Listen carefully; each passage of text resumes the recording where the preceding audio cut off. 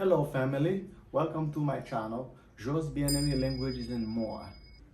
Do not forget to like, comment, subscribe, and click the notification bell so whenever I publish a video, you will get that video as soon as possible. Family, fanmi, mother, maman, nou kapap di tou mom. Father, papa, nou kapap di tou dad.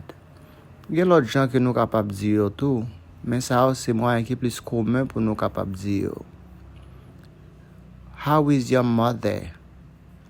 Ki jan maman ou ye? How is your father? Ki jan papa ou ye?